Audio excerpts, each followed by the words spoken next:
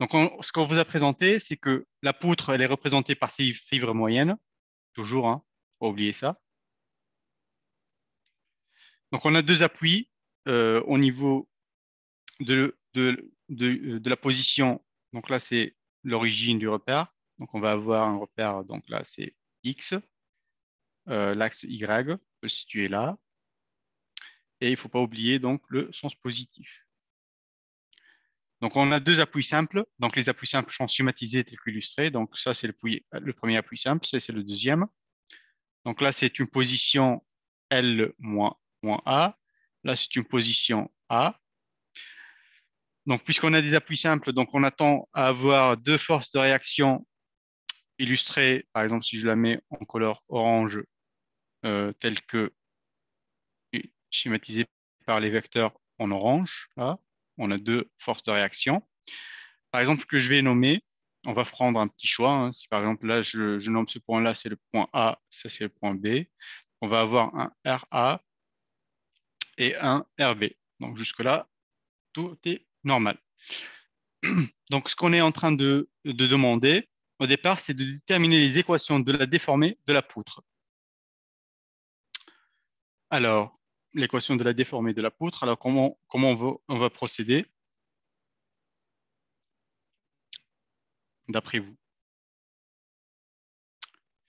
Équation de la déformée. Donc si on se rappelle rapidement de ce qu'on a vu dans le cours. Donc je vais faire exprès, je vais partager la slide du cours. Normalement, vous les avez en version PowerPoint, si je ne me trompe pas. Et en fait, on va partager euh, cette slide-là, sur laquelle, qu'est-ce qu'on a dit, en fait, c'est que la déformée, on a une relation qui est en dérivée seconde, c'est celle-ci. Je ne sais pas si vous regardez bien l'écran, qui dit que un E fois IGZ fois la dérivée seconde est égal à moins MX, moins MZ de X. Alors, à quoi correspond, ou bien à quoi correspond cette équation, d'après vous? Donc là, je viens de le dire peut-être rapidement au niveau du cours. Maintenant, on a le temps pour le retraiter. Donc en fait, l'équation que je viens de vous écrire, c'est une équation en fait qui relie le module Young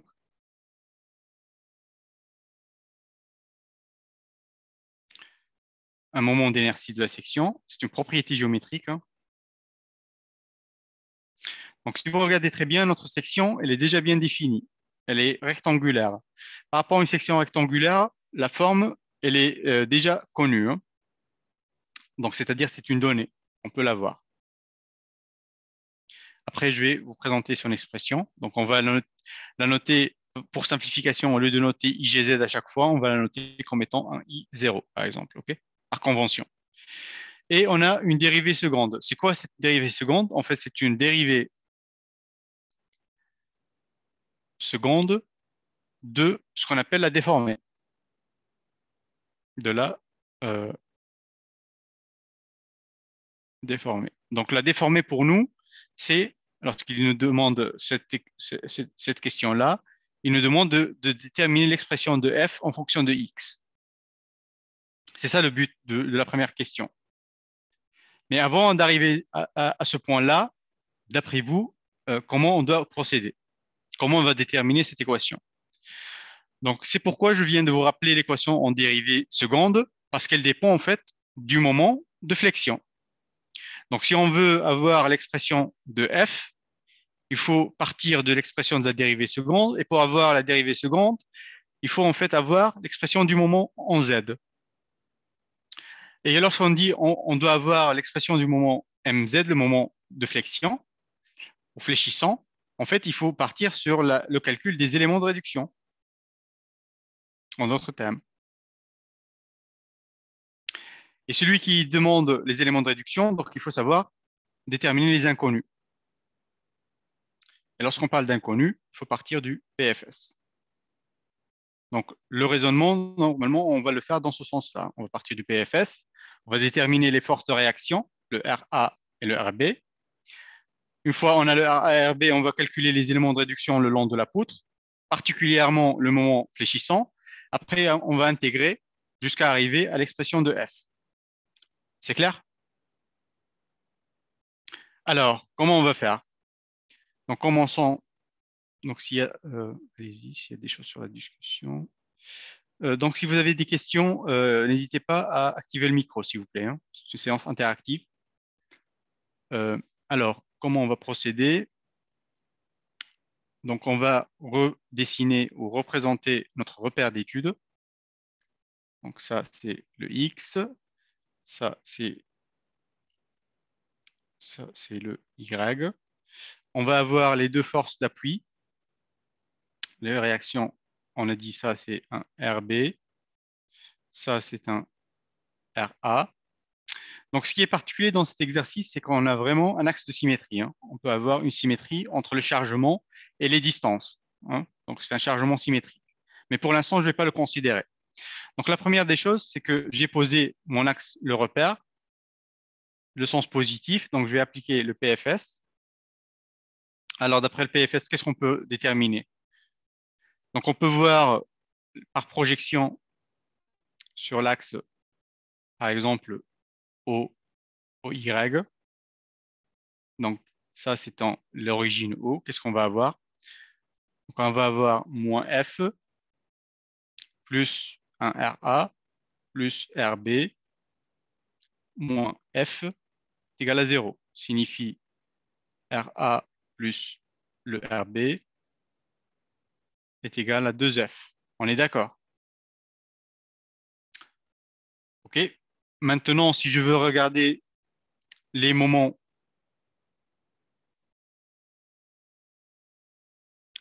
par rapport à l'axe OZ, donc là, c'est une première méthode, hein, méthode 1, pour déterminer les valeurs. Je vais vous expliquer pourquoi. Donc, on va avoir quoi si je considère au niveau du point O en termes de moment? Donc, je vais avoir l'action du RA qui est dans le sens positif, hein. Ça va être un A fois RA. Je vais avoir voilà, le bras de levier induit par la force RB au niveau du point O, plus sens positif. Donc, ça serait quoi la distance de l'origine jusque là? C'est L moins A facteur de RB. Et je vais aussi avoir la force ou le bras de levier induit par la force F qui est dans le sens négatif. Moins F fois L, tout cela est égal à 0. On est d'accord? Donc, vous avez deux équations, deux inconnues. Donc, c'est un système ou bien un problème isostatique. Signifie que vous pouvez retrouver le RA et le RB. OK? Après tout calcul, vous allez vérifier que le RA est égal à RB est égal à F. Alors, pourquoi on peut dire cela? Parce qu'en fait, notre problème, il est symétrique. En d'autres termes, à partir de cette équation, je peux dire que 2RA, puisque le problème est symétrique, hein, est égal à 2F. Lorsque je parle d'un problème symétrique, c'est que on a les mêmes appuis et les mêmes chargements de part et d'autre, et on a les mêmes distances également. Selon ces conditions, donc on peut vérifier que 2RA est égal à 2F, donc le RA est égal à RB, est égal à F, direct. OK? Ça, c'est une deuxième méthode, hein, méthode 2. Au lieu de passer par le moment, ça c'est méthode 1, vous pouvez passer par la symétrie du problème, ça peut être une méthode 2, pour retrouver vos inconnus.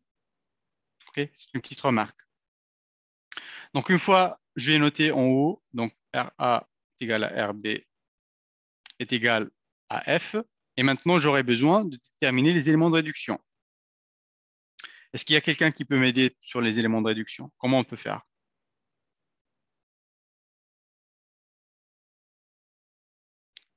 Hein? Activez votre micro, s'il vous plaît, hein, il n'y a pas de souci.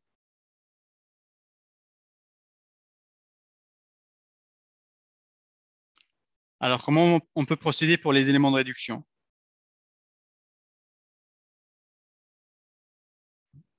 Ouais.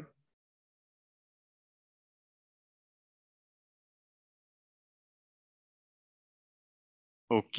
Attendez, monsieur, je vais vous suivre. Donc, vous avez dit de Donc, vous allez subdiviser le domaine selon cette répartition. OK, donc cette répartition, c'est-à-dire que je pars de 0. Hein, donc, j'en ai 3 domaines. Donc, je vais prolonger vers le bas parce que j'ai l'espace en bas. Alors, le premier domaine, c'est quoi? Faites attention. Donc, on va avoir un X qui est compris entre 0 et la position petit a, strict. Hein. On va avoir un X entre le A et le grand L moins A. Et on va avoir un X compris entre le L moins A et le L. Donc, toujours à droite, c'est strict et à gauche, c'est inférieur ou égal. Parce qu'on considère toujours les éléments de réduction pour l'instant. Hein. Et on va s'intéresser en fait au moment MZ. OK? Parce que c'est celui-là qu'on peut relier à l'expression de la déformée. Donc, je rappelle en haut, on a dit EI0 fois le F seconde est égal à moins MZ de X. Alors, c'est quoi les moments que vous allez observer sur ce segment? Donc, vous positionnez une section donc fictive à une position X et vous regardez les moments. Alors, qu'est-ce que vous allez avoir? La force F, qu'est-ce qu'elle induit en fait? C'est un moment positif. Hein. Donc, vous allez avoir un F fois X, la distance de la section, jusqu'à atteindre la position RA. Après, vous allez faire un Fx. Donc, si vous vous êtes positionné à une section donnée, vous regardez toujours à gauche. Donc, on a le Fx. Puis, on va avoir le moins. Très bien. Donc, ça serait cette distance, ça serait quoi en fait? C'est ce que votre collègue il a indiqué, c'est le A moins X. Normalement, c'est X moins A. Hein. Et puis, vous avez en fait le signe moins également. Donc, c'est exactement ce que votre collègue il a dit. Hein. Donc, ça serait un plus A moins X fois le RA, on a dit que c'est F. Hein. Donc, je vais toujours remplacer. Donc, on a dit que le RA est égal à F. RB est égal à F. Et sur donc celui-là, qu'est-ce que ça va résulter en fait? Donc, cela va nous donner un Fx plus AF moins, moins F fois X. Donc, ça va être est égal à A fois F. À droite, on va avoir un A fois F et on doit rajouter également la contribution de la force RB. Ce serait quoi en fait si vous vous positionnez là? Donc, vous allez avoir la position X. Il faut avoir cette distance en fait. Hein. Cette distance en fait, ça revient à, donc on va avoir un moins F facteur de la grande distance de là jusque là. C'est quoi cette distance? Ça, c'est L moins A. Et en fait, le reste, c'est X, celle-ci, c'est X moins celle-là. Donc, je vais juste prendre un peu d'espace. Ça serait un X. Donc, on a la position X moins L plus A.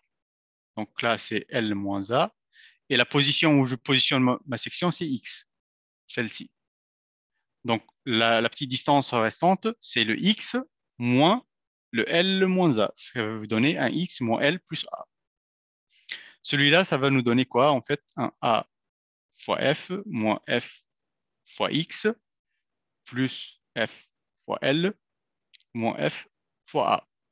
Donc, ça revient à dire qu'on va avoir un F facteur de L moins X. Voilà. Donc, je vais vérifier avec vous donc, les expressions qu'on a déterminées. Donc, on a le F fois X, on a un A fois F et on a un F facteur de L moins X. Donc, je vais garder les notations sur le tableau et on va voir la solution ensemble, OK? Étape par étape. Donc, si vous avez bien compris cette... alors, on vérifie avant pour ne pas encombrer ou cumuler les, euh, les problèmes. Donc, on a vérifié bien que voilà, le RA est égal à RB est égal à F dans la partie en jaune. Ce que je veux maintenant, c'est les éléments de réduction. Donc, on a bien un terme F fois X. On l'a bien retrouvé. Donc, je vais l'encercler. Donc, on a bien vérifié qu'on a un terme F fois X, celui-là. On a un terme A fois F, c'est celui-là.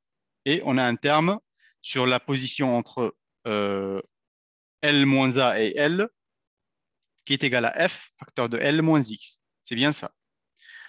Donc, on a bien déterminé les éléments d'adduction. OK?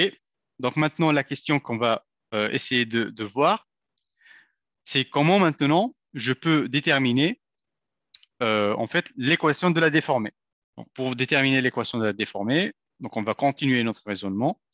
Donc, je vais essayer de retrouver une page qui n'est pas assez encombrée. Je vais voir si je peux la générer rapidement. Par exemple, celle-là, est-ce qu'il peut me l'afficher ou non? Si je fais cela, alors, en termes d'affichage,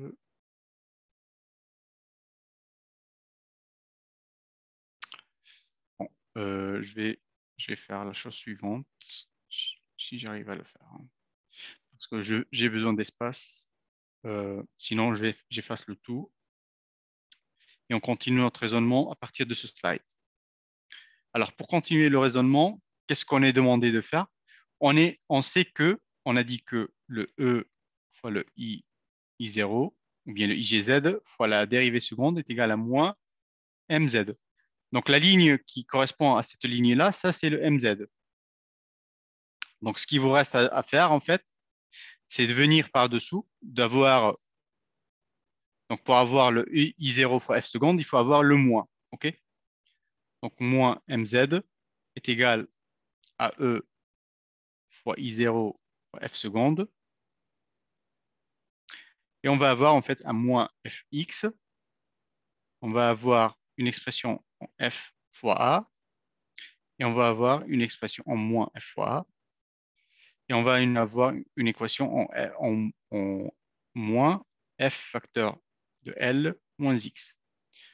Donc, l'étape suivante, c'est qu'on doit intégrer. On va avoir un un E fois I0 fois F'. Alors, si vous intégrez, qu'est-ce que vous allez obtenir? Normalement, c'est moins 1 demi de F fois X au carré plus une constante. Il faut pas oublier la constante d'intégration, hein, plus A. Vous allez également avoir ici à droite un moins F fois A fois X plus une constante, par exemple, A2. Donc là, on l'appelle A1, c'est une constante d'intégration. Là, c'est une constante d'intégration 2. Et vous allez avoir un moins F facteur de L moins X au carré divisé par 2 normalement, plus une constante A3. Donc, maintenant, on est sur la dérivée première, donc F'. Il faut maintenant avoir le E fois I0 fois le F. Donc, il faut intégrer une deuxième fois. Alors, qu'est-ce que ça va nous donner? C'est 1 moins 6 fois F x au cube plus A1 fois X plus B1. On est d'accord? Si on intègre la deuxième équation, vous allez avoir un moins F fois A sur 2 fois X au carré plus 1 A2 fois X plus un B2. Et en fait, si on intègre la troisième, on va avoir moins F sur 6, L moins X à la puissance 3, euh, plus normalement un A3X plus un B3. Est-ce qu'on est d'accord? Donc, il faut juste faire attention aux signes. Peut-être que je me suis trompé pour la troisième, hein. Donc, si je dérive celle-ci, ça serait quoi? Ce serait 3 sur 6F facteur de L moins X au carré fois le F' qui est moins. Donc, normalement, il faut avoir un signe plus. Attends, signe moins. Une carré. Donc, il faut avoir un signe moins, un signe plus là. Parce que normalement, c'est F de G prime. C'est F' de G fois G' normalement. OK? Donc, il faut faire attention aux signes, hein. J'espère que je ne me suis pas trompé. Donc là, c'est. Alors, je vais faire le simple. Ça va être un F facteur de X moins L. Donc, si j'intègre celle-ci, ça va être F sur 2 facteur, donc euh, X moins L au carré. Je vais changer juste pour éviter les perturbations avec les signes. ça va être un x moins L au carré. Et je vais éviter encore le signe, ça va être ici f sur 6, facteur de x moins L au cube. On est d'accord?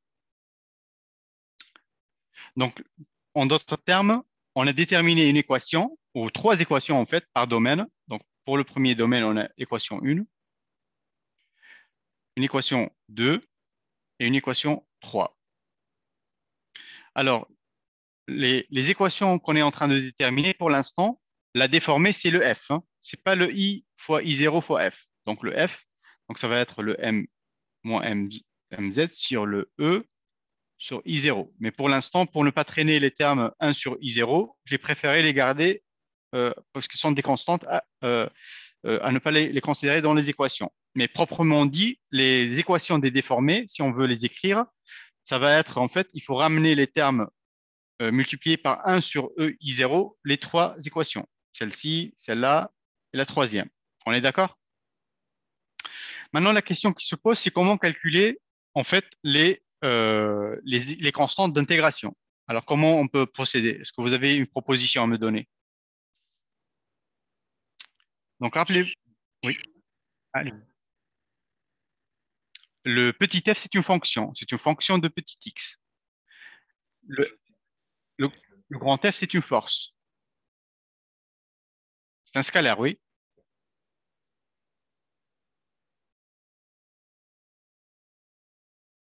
Ouais.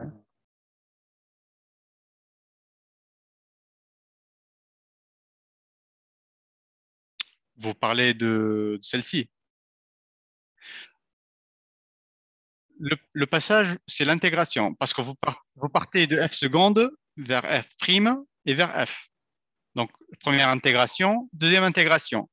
La relation qu'on vous a présentée dans le cours, c'est celle-ci. C'est la dérivée seconde, elle dépend en fonction du moment. On est clair? Ici, je vais l'écrire. Intégration par intégration. Donc, le passage, ça, c'est une première et c'est une deuxième intégration. Maintenant, ce que je cherche, c'est comment calculer les constantes dans les intégrales. Donc, les constantes, c'est le A1, le B1, le A2, le B2, le A3 et le B3. Comment on peut les retrouver en fait? Donc pour cela, il faut regarder les positions, ce qu'on a dit dans le cours, là où on a les liaisons. Donc on sait très bien que le f, la fonction f, en fait, elle représente la courbe qui est en noir après déformation. Donc après, normalement, on va la représenter, la déformer, mais elle peut par exemple avoir la forme suivante, la déformer. Hein. Donc si je vais anticiper un peu, juste pour pouvoir résoudre quelque chose comme ça et quelque chose comme ça. Donc la ligne noire sous l'effet du déchargement appliqué par les forces F, elle va être la ligne jaune. Donc la fonction f de x à calculer, c'est cette fonction-là. Alors, si vous regardez très bien, c'est ce que j'ai regardé, c'est qu'au niveau des appuis simples, j'ai dit que le f en x, par exemple, est égal à a, est égal à 0. C'est-à-dire, la poutre, elle ne va pas se décoller de la liaison. Et ça, je peux l'exploiter à gauche comme à droite. Donc, en fait, je peux avoir deux relations, les relations à gauche et à droite. Donc, celle-ci et celle-là. Donc, ces deux-là, je peux les tester en x est égal à a. Pareil, je peux tester les équations qui sont dans le domaine celui-là et l'autre. Au niveau de la position, x est égal L moins A, au niveau de cette liaison-là. Qu'est-ce qu'on peut avoir encore? Donc, normalement, on a six inconnus. Hein.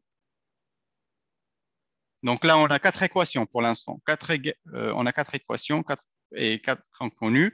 A1, B1 et en fait euh, B et on a dit c'était quoi? On va déterminer par ça. On a le A1, on va avoir le B1, on a le pour ne pas se tromper. Alors là, c'est A2. Là, on a le B1 et là, on a Ça, c'est le B2. Et là, on a le B3 et on a le A3. En fait, on a 6 équations. Après, il faut vérifier en fait la continuité. Vous pouvez vous baser aussi sur la continuité des dérivés entre intervalles, à gauche et à droite, l'égalité entre les fonctions.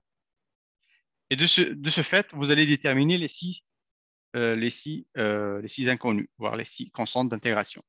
Donc, on va vérifier ensemble la solution. Si vous voulez, on peut faire pour une seule, hein.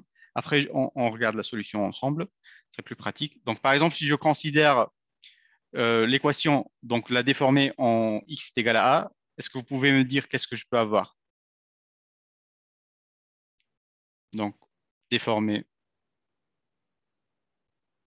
en x est égal à, on peut dire que f de x est égal à a est égal à 0, donc, puisque la poutre est attachée. Alors, c'est quoi Théo? Euh, c'est quoi les étoiles?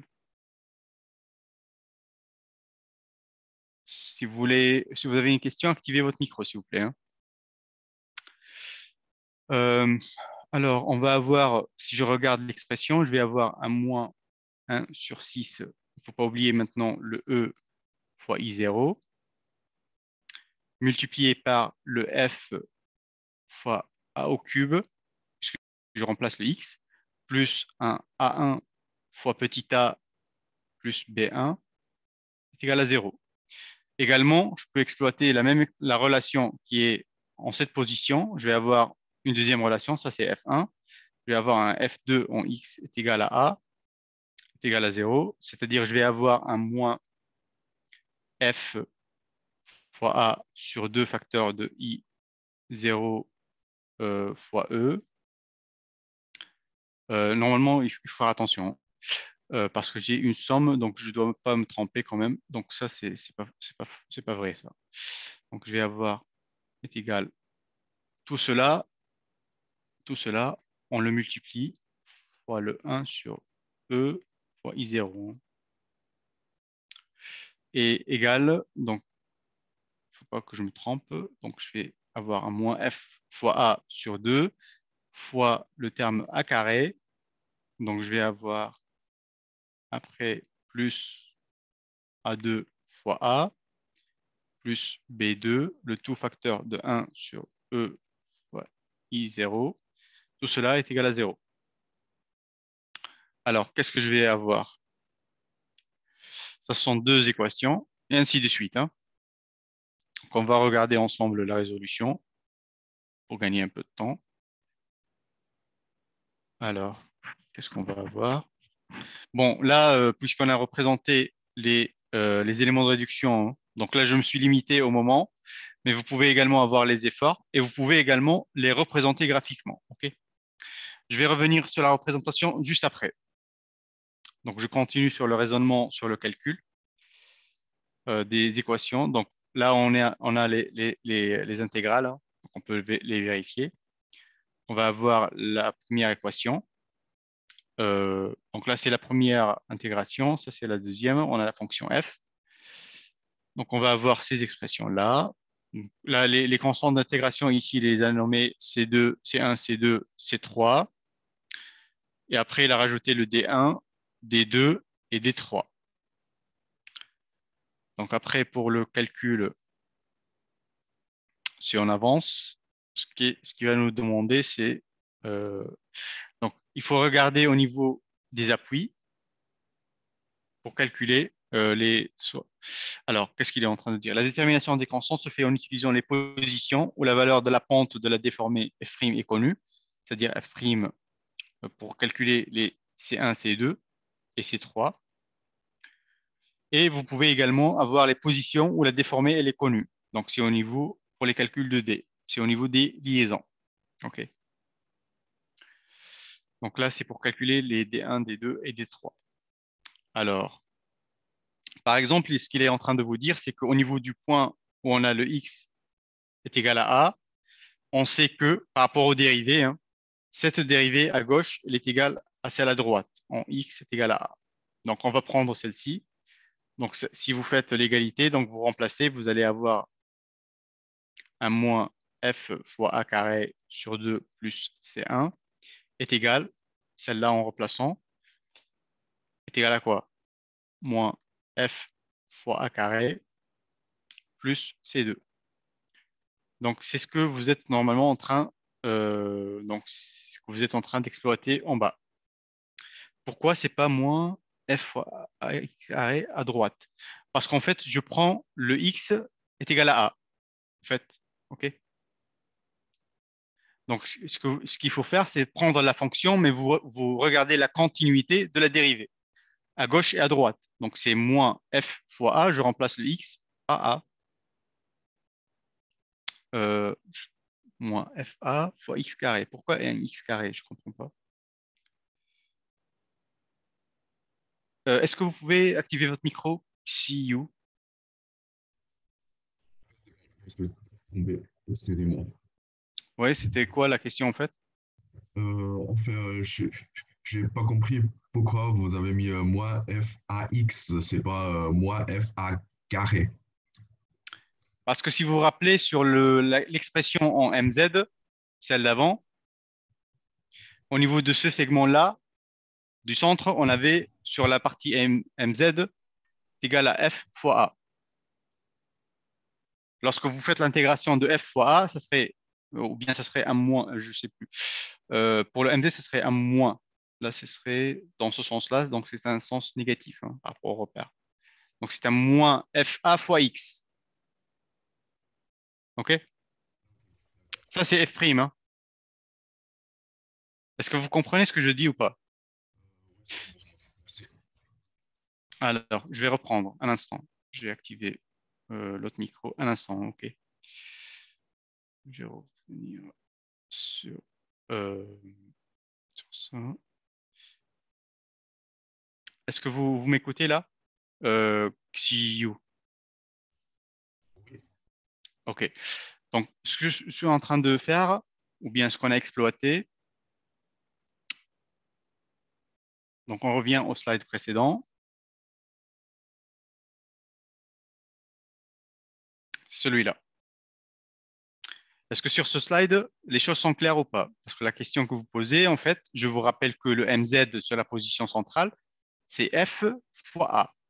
Maintenant, pour vérifier, comment on fait? Donc, on a cette section-là, on va avoir ce moment. Donc, normalement, on va avoir, c'est le sens négatif, donc on doit avoir un moins. Non, ça provient pas de là. Le F fois A, en fait, c'est la résultante, en fait. Hein. Donc, on va avoir un terme, un F fois X qui provient de là, auquel on va rajouter moins, on a un L, on a normalement cette distance, on a dit c'est X moins A, c'est moins A, facteur de F. Tout cela, ça va vous donner un Fx moins Fx plus Fa. C'est pourquoi vous avez un terme F fois A ici. Hein. On est d'accord? XU. D'accord. Hein? Oui, c'est On bon est... pour moi. OK. Si c'est bon, maintenant, si tu fais l'intégrale de terme F fois A, c'est quoi? Tu intègres par rapport à X. Alors, si tu intègres par rapport à X, normalement, c'est un F plus FA fois X plus C2. Donc là, il y a un signe hein, qui traîne. Hein. Et là aussi, ça doit être un signe plus. Hein. Donc faites les corrections, s'il vous plaît. Hein. Donc on peut facilement vérifier, il n'y a pas de souci. C'était ça la remarque? C'est bon, merci. Non, non, c'est quoi le c'est bon? C'était ça la remarque ou pas? Non, je pense pas, parce que ici, je pense que c'est un moins ici, parce que vous avez dit c'est égal à moins MGZ. Oui, vous avez raison par rapport à ça maintenant. Là, vous avez raison. Et moi, je me suis trompé. Donc là, je reviens. Donc je rappelle donc l'expression merci bien. Vous avez bien fait attention à ce que je suis en train de dire. Donc on rappelle que le E fois I0 fois la dérivée seconde est égal à moins mz. Donc il faut bien se baser sur l'équation ici. Il faut rajouter une ligne où vous présentez le moins mz et vous faites vos intégrations. C'est pourquoi on a les signes moins. Donc, s'il vous plaît, faites attention, c'est un moins mz. Le moins mz parce que ça, c'est la notation qu'on a retrouvée, la relation qu'on a retrouvée dans le cours, hein. Merci bien. Donc, il n'y a pas d'erreur sur les signes. Aussi que j'utilise des bêtises. Donc, pour moi, maintenant, la question, c'est juste une question de calcul pour retrouver les fonctions, les constantes d'intégration. Donc, comme je viens de dire, hein, il faut vérifier la première relation des dérivés au niveau du point x est égal à gauche et à droite. Donc, si je reprends celle-ci, on va avoir moins f fois a carré sur 2 plus c1.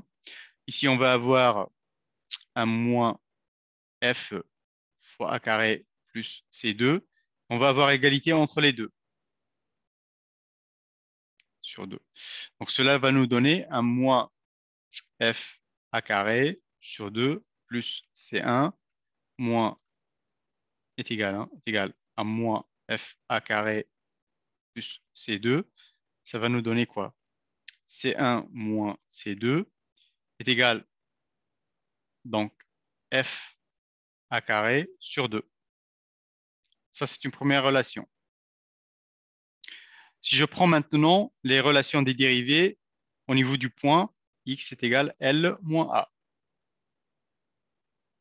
Alors, qu'est-ce qu'on va retrouver? Je vais les noter vers le haut. Donc, on va utiliser cette expression et celle-ci. On va avoir un moins FA facteur de L moins A plus C2 est égal à un F facteur de L moins L moins A.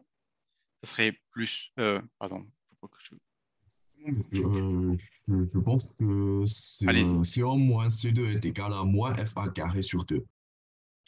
C1, C1 moins C2 égale à moins FA carré sur 2 parce que c'est moins FA carré plus très bien, 1 de très bien. Vous avez raison. Vous suivez très bien, monsieur. Merci bien. Et on continue. Donc, ça va être un F facteur de L par rapport à celle-ci, hein, je remplace, hein.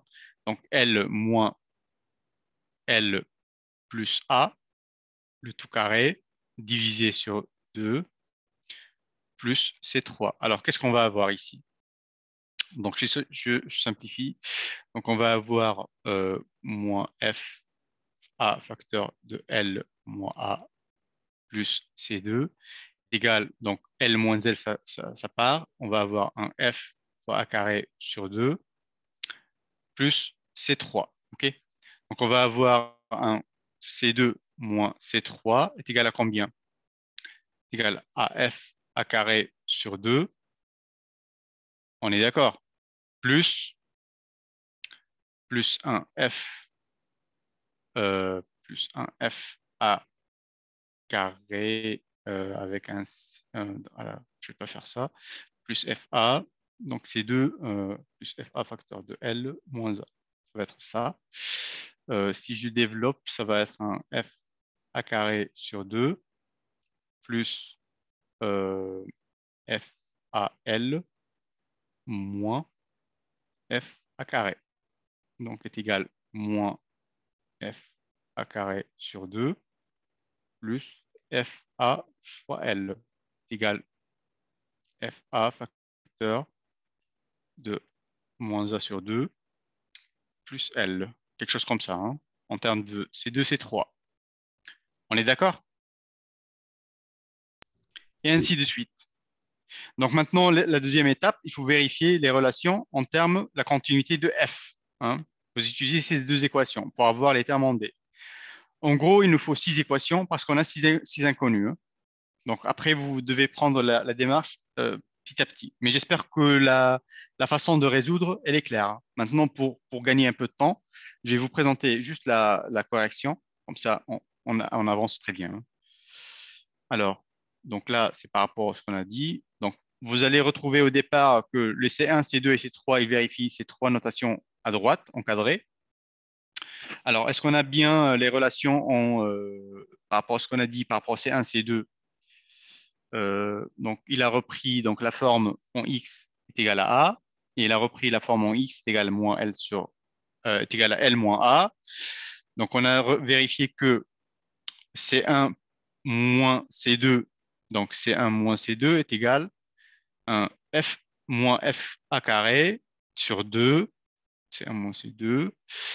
Euh, alors là, le jaune n'est pas bien clair. De toute façon, on a cette relation et on a la deuxième en L sur 2. Hein. Donc, je vous laisse le soin de refaire. Hein. OK. Mais après tout calcul, il faut retomber sur les deux valeurs, les valeurs suivantes, hein, en C1, C2 et C3. Maintenant, si on exploite les équations des déformées, c'est-à-dire les F, on va vérifier maintenant les valeurs de D1, D2 et D3. Donc, pour x est égal à A, on sait que la courbe, elle reste attachée au niveau de la liaison. C'est pourquoi il dit que le f égale à 0. Donc, il exploite cette relation-là et celle-ci. En x est égal à L sur 2, L moins A également. Le f est égal à 0. Et celle-ci, il l'a prise au niveau du point x, au niveau de x est égal à A également. Donc, il a trois équations, trois inconnues, D1, D2 et D3. Donc, après tout calcul, il va retrouver en fait les valeurs normalement suivantes des trois équations des déformées. Donc, sachez très bien maintenant, il a fait introduire, et c'est ce que souvent on oublie dans les démarches de résolution, c'est le terme 1 sur le module fois le centre d'inertie de section. C'est ce terme-là. Il ne faut pas l'oublier, hein, s'il vous plaît. Donc, faites votre résolution, mais toujours faites attention à ne pas l'oublier. Donc, les trois équations dont on a entre la main, en fait, ils représentent ce qu'on appelle l'équation de la déformée. En fait, la déformée se définit sur trois domaines et sur chaque domaine, elle a une expression différente. Et ces équations, si vous voyez très bien, elles sont termes de x au cube, x carré, et ici, c'est L moins x au cube. OK? Donc là, ce sont ces trois équations. Ça, c'est ce que représentent les équations de la déformée. Hein.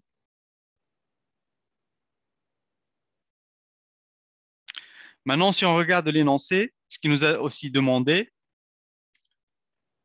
alors, si je reviens, euh, il nous demande en fait de calculer la flèche en x égale à 0 et x égale à L sur 2.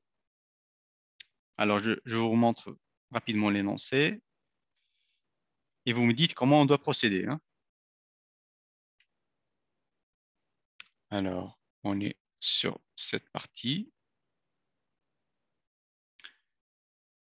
Je ne vais pas vous présenter ça. Alors, il nous demande de calculer la flèche, ce que vous êtes en train de voir hein, sur l'écran. Donc, la flèche en x égale 0 et en x est égal L sur 2. D'après vous, comment on doit procéder? C'est quoi la flèche d'après vous? Hein? Allez-y, c'est une séance de TD, hein, c'est pas un cours. Hein. Normalement, c'est une séance interactive, s'il vous plaît. Est-ce que vous pouvez me dire de quoi il s'agit? Ou pas? Vous attendez ma réponse ou vous êtes en train de réfléchir là, par rapport à la flèche? Donc la flèche, c'est en fait ce qu'on a déterminé. Hein. La flèche, c'est les équations f de x. On appelle ça déformé et on appelle flèche lorsqu'on se situe à une position x donnée. Parce qu'en fait, comme je viens de le représenter schématiquement, on va avoir quelque chose. Bon, là, je dessine mal, hein, c'est à la main, mais quelque chose qui va ressembler à ça en fait. Donc si je me positionne à une position donnée, en fait, l'écart entre la position initiale à une position donnée, ça représente la flèche. C'est le f à la position x est égal à x0. Par exemple, si je me positionne à un x égal à L, la flèche, c'est toute cette distance-là. La déformée, c'est la courbe en rouge, la courbe entière. C'est-à-dire, la flèche en x est égale à 0. Je vais prendre l'équation qui correspond à x comprise entre 0 et a. Parce que celle-ci, elle correspond à un x égal à 0. Et pour le x est égal à L sur 2, il faut se positionner à l'équation de f de x qui est définie par rapport à l'intervalle entre a et L, L moins a, parce que le L sur 2, c'est le centre. L sur 2, il est compris entre cette position et celle-là. OK?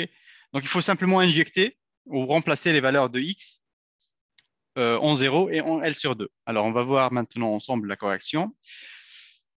Euh, alors, rapidement, est-ce que vous êtes d'accord ou pas? Alors, on est à ce point-là. Donc, on est revenu sur les équations qu'on a retrouvées.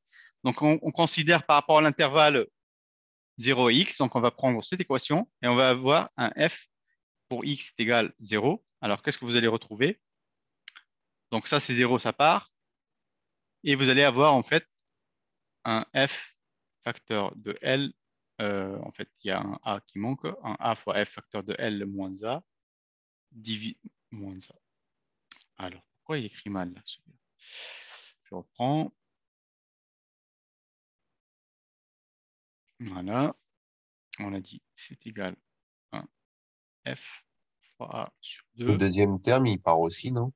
Lequel? Voilà, vous avez raison, ça part. Je n'ai pas fait attention. Merci, monsieur. F a carré, facteur de 4a moins 3L. Et là, on va avoir un terme sur 6. On est d'accord? Par rapport à la position x égale à donc L sur 2, donc il faut injecter le terme L sur 2 dans cette expression. Donc j'encercle les x qu'il faut remplacer. Hein. Donc faites le calcul tranquillement. Et surtout pas à oublier le terme, comme je l'ai fait là, le 1 sur le E fois le IGZ. Souvent, on oublie ce terme-là. Bon, au moins dans mon cas, moi. Donc, il ne faut pas l'oublier. Donc, ça va être 1 sur E facteur le IGZ, facteur 2, moins, on a dit c'est L sur 2. Hein. Donc, F fois A, facteur de L carré, normalement sur 8, plus on a un F fois A fois L carré sur 4, plus un F A carré, facteur de A moins L, le tout sur 2. Donc faites vos calculs, s'il vous plaît. Hein. Mais si vous avez des questions, je reste à expliquer. Hein. OK? On est d'accord? Donc tout calcul fait, ça va vous donner en fait ces expressions qui sont à droite. OK. Donc j'efface légèrement pour faire apparaître les expressions. Voilà. Donc on a bien un 1 sur EIGZ, facteur de FA carré, facteur de 4A moins 3L sur 6. Et pour le reste, c'est la même chose. Hein. Donc, juste là, le reste, ce sont des calculs de simplification. Alors, en plus, qu'est-ce qu'on va avoir? Il nous demande quoi en fait après? On va revenir rapidement à l'énoncé. S'il me donne bien sur la main. Alors, il nous demande de calculer la valeur de t est égale à A sur L pour que la flèche en x égale à 0 et en x égale L sur 2 soit égale. Donc, il va définir un t est égal à A sur L, de telle sorte que le f en x égale à 0 est égal le f en x est égal L sur 2. C'est-à-dire, c'est les résultats qu'on a retrouvés tout à l'heure, les deux expressions, mais il faut retrouver la valeur de x telle que on a égalité entre les deux expressions en fait. Hein. Donc on va revenir sur ce qu'on a retrouvé, on va travailler rapidement. Donc les expressions, sans trop s'attarder. Allez-y. Elles soient égales en valeur absolue. Hein. Donc bon, c'est-à-dire en valeur absolue. Si je dis valeur absolue, il faut rajouter les valeurs absolues. Alors ça et ça. L sur 2. Alors, est-ce que vous avez gardé les expressions? Je ne sais pas, mais de toute façon, Alors, on va voir. Alors, on va partir des relations suivantes et on va dire en fait que la valeur absolue de f en x égale à 0 est égale la valeur absolue en f de x est égale à L sur 2. C'est-à-dire on a égalité entre les expressions. Donc les termes en 1 sur EJ, IGZ, ils vont se simplifier. Donc on va vérifier que le f fois a carré facteur de 4a moins 3L sur 6, valeur absolue, est égal à f a carré facteur, pardon, c'est, on a la valeur absolue de f a, enfin, L carré sur 8 plus un f fois a carré facteur de a moins L sur 2. Donc cette égalité-là, alors comment on va procéder après? On peut simplifier de gauche à droite par un FA. On va avoir un A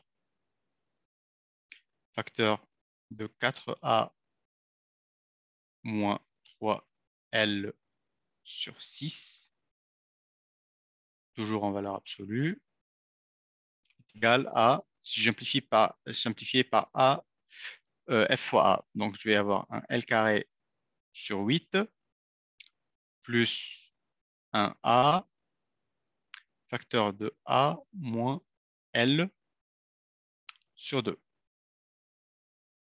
Tout cela, c'est en valeur absolue. Alors, qu'est-ce qu'il nous demande, lui? Il a posé un T est égal à L sur A, ou bien A sur L, hein, je ne sais plus. Alors, il est là, c'est A sur L. Donc, T est égal à A sur L. Alors, comment on va aussi procéder? Normalement, 4A moins L moins 3L, on peut savoir, hein, parce que le A et le L sont des données du problème. C'est-à-dire 4A moins 3L, ça c'est un terme négatif, je pense. Et le A moins L, il est également négatif. Donc, il faut mettre au même numérateur et ainsi de suite, hein. Donc, je ne vais pas tout développer, mais au moins vous comprenez le raisonnement. Donc, si on avance sur la correction pour voir et avancer sur le temps. Donc, l'égalité entre les flèches voilà, peut s'inscrire de la façon suivante. Donc, on a dit que le terme, celui-là, on l'a ici. Le terme qui est à droite, on a simplifié par un L à carré. Alors, où est-ce qu'il a retrouvé? On a celle-ci. Les flèches sont de signe opposé, hein. Bon, lui, il a utilisé que les flèches sont de signe opposé, hein, parce qu'il a dit que ce sont des valeurs absolues. Pourquoi elles sont de signe opposé? Parce qu'on sait que les dérivés, en fait, on va avoir quelque chose comme ça. Donc, on va avoir en termes de dérivés un changement de signe. Alors, si j'efface tout cela, alors, qu'est-ce qu'il est en train de raconter? Donc là, c'est le premier terme. Ça provient de là. Ce terme-là, il provient d'ici, avec le signe moins pour dire que les flèches ont des signes opposés. Donc après, il est en train de faire le développement. Donc ça va lui donner un 4a carré facteur de... Alors donc, il a multiplié le terme de gauche par 4, en fait par 24, hein. Et ici, il va avoir aussi, il multiplie par 24 de gauche et de droite, hein. Donc là, c'est fois 24 de gauche et fois 24 de droite pour avoir une forme suivante. Donc, ce qui va lui permettre d'avoir les qualités suivantes. Et de là, il va y avoir une équation, l'équation suivante. L'inconnu de cette équation, c'est le terme A, en fait, hein. Donc, pour cela, il va poser un changement de variable. Il va poser que le T est égal à A sur L. Et s'il injecte dans la relation, il va simplifier par le L. Il va avoir une relation qui est égale à 28T carré moins 24T plus 3 est égal à 0. Donc, en fait, il faut maintenant, c'est une relation du second degré. Il faut calculer le delta, hein, comme étant euh, mon AB fois 4AC, en fait, c'est mon B fois 4AC. C'est AB, c'est mon B fois 4AC, si je ne me trompe pas. Euh, voilà. Donc, il faut calculer le delta et voir son signe. Et puis, il faut avoir une solution en A1 et une solution en A2. Donc, ça, c'est mon B. On laisse une delta sur 2. Et là, c'est plus, si je ne me trompe pas. Alors, ça, c'est le B carré moins 4AC. Si je regarde cette expression, c'est quoi le B carré? Donc, le B, c'est moins 24. Donc, j'aurai 24 au carré moins 4 facteur 28 fois le C, c'est 3. Il faut voir à quoi ça va. C'est quoi ce terme-là? C'est à vous de faire le calcul. Donc, puisqu'il est positif, normalement, puisque vous avez le terme 24 au carré, vous allez avoir une première solution, c'est mon B moins racine de delta sur 2, moins sur 2A. Et la deuxième, c'est moins B plus la racine de delta sur 2A. Tout calcul fait, ça va vous donner en fait les variables T1 et T2. Hein. Vous allez les retrouver comme suit. J'espère que voilà, vous révisez bien aussi les résolutions des équations de deuxième degré. Hein.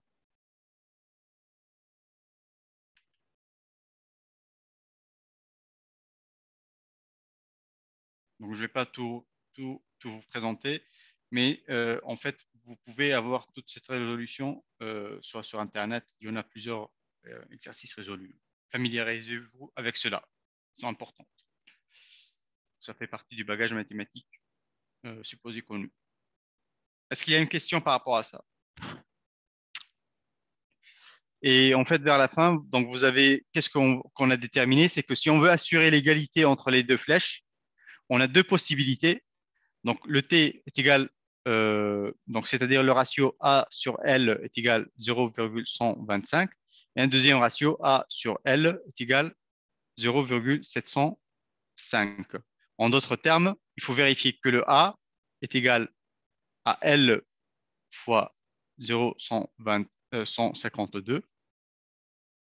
C'est-à-dire il faut s'assurer que l'appui simple, il doit être positionné à ce ratio de la longueur L. C'est-à-dire c'est comme si c'est du 15,2, c'est 0,52 fois L. Et puis, on doit avoir une deuxième position pour ce T-là qui est égal à 0,705. C'est-à-dire il faut rajuster les deux distances. Il ne faut pas qu'elles soient égales, mais il faut jouer sur pour avoir une égalité entre les deux expressions en termes de flèches. J'espère que cela, il est clair. Si on avance, la question suivante, je ne vais pas regarder la solution, on regarde la question. Alors, qu'est-ce qu'il nous demande? euh, Alors, il nous demande calculer la longueur B de la poutre pour assurer les conditions de résistance et de rigidité. Calculer la largeur. Hein. Donc, le B, si vous regardez le schéma, c'est qu'on est revenu sur la section. Maintenant, il veut vérifier la condition de résistance et la condition de rigidité. Pour la condition de résistance, on se rappelle, donc je reviens au cours. Si vous avez le fascicule de cours devant vous, vous pouvez également le vérifier rapidement. Donc, je reviens sur la feuille de synthèse. Qu'est-ce qu'on a dit par rapport à la condition de résistance en contrainte? On a dit qu'il faut vérifier que la contrainte maximale, le sigma max, il doit être inférieur à sigma U est égal à RE sur S. Et en fait, si vous regardez l'énoncé, on vous a bien donné vers le bas. Alors, je fais descendre le slide du cours. Et en bas, en fait, si vous regardez, on vous a donné le sigma U dans l'énoncé. Ça, c'est égal à 300 mégapascales. Donc, il faut s'assurer que le sigma max est inférieur à sigma U, carrément. Maintenant, c'est quoi le sigma max? Comment on peut le définir?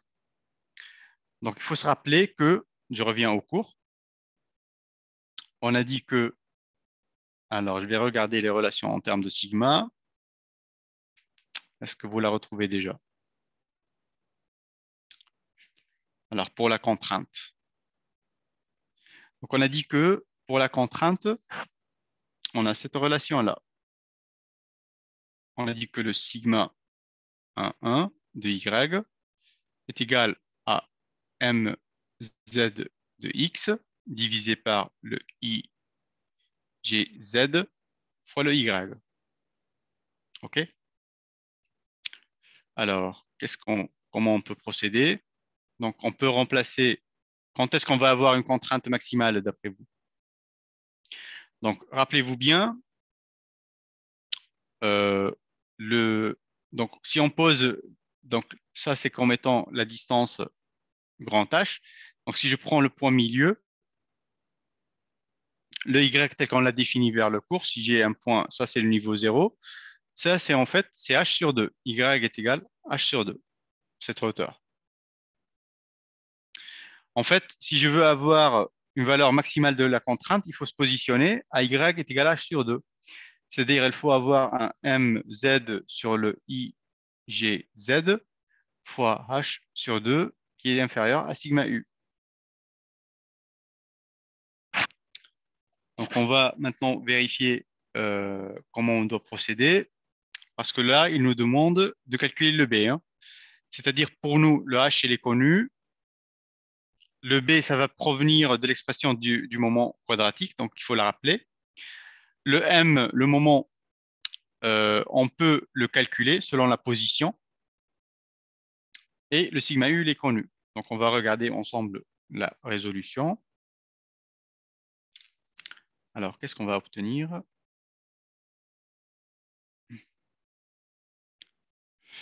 Alors, voilà, hop, hop. Ça, c'est bon. Donc, je reviens. Donc, on a rappelé bien. Je vais juste effacer les parties qui sont ces deux-là. Et le reste, je le garde. Donc, on est bien parti sur la relation qui relie la contrainte, le moment, le moment d'inertie de la section et le I, tel qu'on l'a ici vers le haut. Pour un sigma max, donc si on regarde la section, donc on a dit toujours on va avoir une fibre moyenne, donc à une position où on a y est égal à 0, et on se décale vers l'extérieur. Donc la hauteur maximale, puisqu'on a une section symétrique, ça doit être le y est égal à h sur 2. Ça, c'est ce qu'on vient de dire tout à l'heure, ici. Donc on est bon sur notre démarche. Maintenant, ce qu'il faut rappeler, ça va être donné au niveau des exercices, si on vous présente les énoncés. Normalement, le moment quadratique d'une section, ou le moment d'inertie, c'est le B fois H au cube sur 12. Donc, ce qui vous reste, c'est juste injecter la relation. Donc, on va avoir le BH au cube sur 12. Et maintenant, il faut voir lequel des moments il faut choisir, le MZ. Donc, pour choisir le moment, on doit revenir en fait sur le tracé des moments lorsqu'on a déterminé les éléments de réduction, pour déterminer en fait le moment maximal que suit la poutre. C'est pourquoi j'ai dit tout à l'heure, pour rapport aux éléments de réduction, on va revenir à la représentation. Donc, on va revenir à la représentation graphique du moment de flexion. Donc, c'est-à-dire, on doit revenir sur la détermination des éléments de réduction et plus précisément sur ce graphe-là. Alors, ce graphe-là, qu'est-ce qu'il représente? Si je considère les moments. Donc, les moments, c'est les moments de flexion, hein. Donc, on va regarder. Donc, sur le segment X entre 0 et A, on a le moment est égal à f fois x. C'est une fonction linéaire. Si je prends x égal à 0, j'ai un premier point. Si je prends x est égal à a, j'ai le deuxième point. Donc là, j'ai le f fois a. Donc, je peux tracer cette première partie, première portion. Sur le deuxième, je regarde. Donc, le moment est égal à f fois a. Donc, c'est un moment constant. C'est pourquoi on a un palier. Et puis, faire le tronçon où on va avoir la position entre x, entre L moins A et L, on va avoir une fonction décroissante. Si je prends le x est égal à L, donc je vais avoir le mz égal à 0. C'est pourquoi je suis descendu ici à 0. Donc là, c'est mf est égal à 0, ici, sur cette ligne. Et je pars de la position en L moins A. En fait, je vais avoir un f fois A. Donc c'est pourquoi on va avoir ce segment décroissant. Donc d'après vous, c'est quoi le moment de flexion maximale appliquée à la poutre. Donc, d'après le graphe qu'on est en train d'observer, le MZ max est égal à F fois A. OK? On est d'accord? Donc, c'est la valeur maximale du moment. Par-dessous, les valeurs autres, elles sont inférieures. Hein, OK? Donc, c'est pourquoi lorsqu'on va revenir, donc je vais noter ici vers le haut, donc MZ max est égal à F fois A. Donc, et on va regarder maintenant ensemble en termes de résolution si on a bien utilisé cette valeur. Donc, je vais juste effacer ce truc pour ne pas encombrer la figure. Et puis, on avance vers la résolution. Alors, rapidement.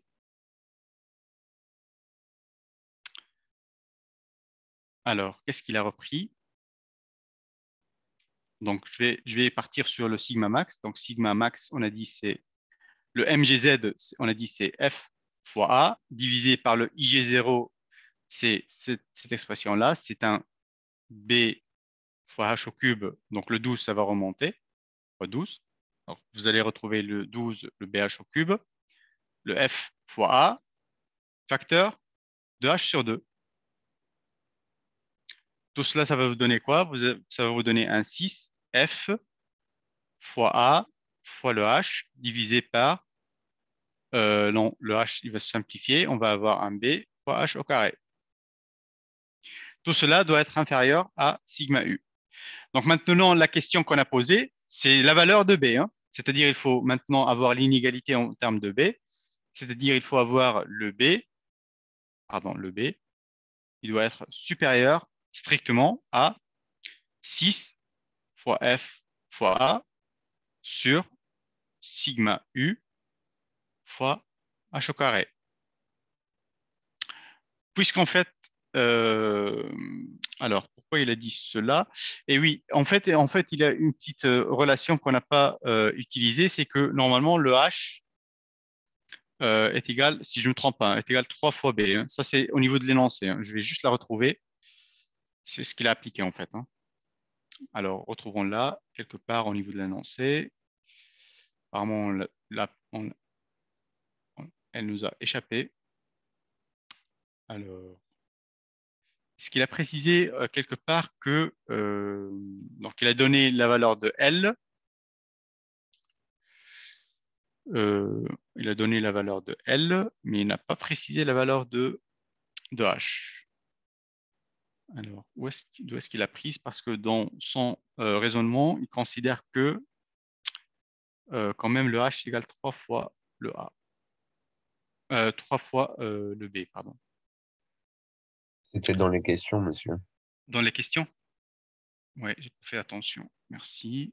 Alors, donnez-moi, où est-ce qu'on la retrouve? Voilà, vers la fin. Vous avez raison. Merci bien. Donc, c'était ça. Donc, il a précisé que on retiendra la valeur de T obtenue précédemment et on prendra le H est égal à 3B. Hein. Donc, ça, c'est pour la vérification des conditions de résistance pour l'instant et rigidité.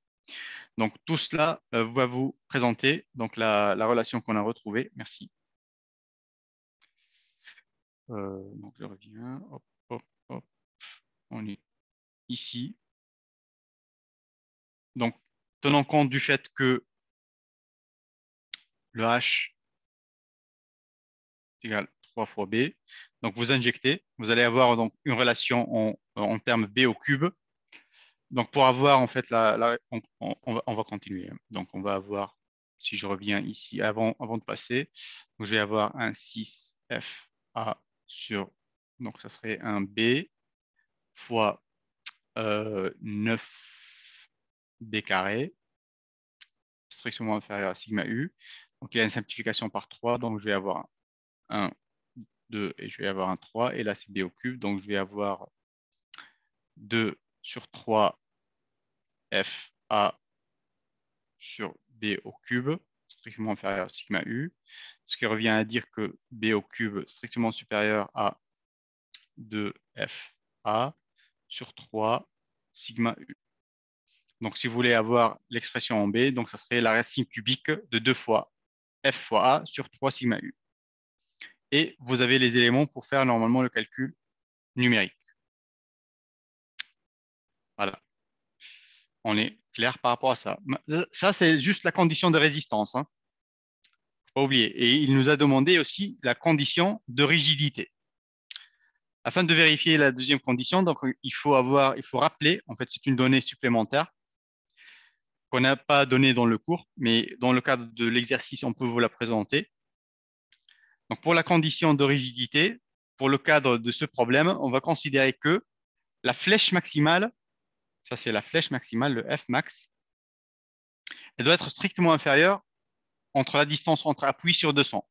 La distance entre appuis, c'est la distance normalement L moins 2A. C'est cette distance. Donc ça, c'est L moins 2 fois A. Donc il faut maintenant juste vérifier c'est quoi la valeur qui va donner la flèche maximale et il faut la vérifier. Donc pour cela, cette condition donc, est souvent utilisée en construction pour éviter les déformations trop importantes qui pourraient nuire à l'usage que l'envisage. Donc la condition du fait qu'avoir le Fmax inférieur à la distance entre appuis sur 200, ça c'est une condition d'usage. La déformée maximale se situe en x est égal à L sur 2 ou en x est égal à 0. La plus petite distance entre appuis et donc la petite distance c'est L moins A moins 2A qui correspond à t est égal à 0,125. Donc ça c'est la petite distance à rapport à deux valeurs de t. Donc rappelez-vous bien, on a trouvé un t est égal à 0,125 152 et l'autre c'était un t est égal à 0,705 je pense, hein. Donc on a pris la... Oui, monsieur.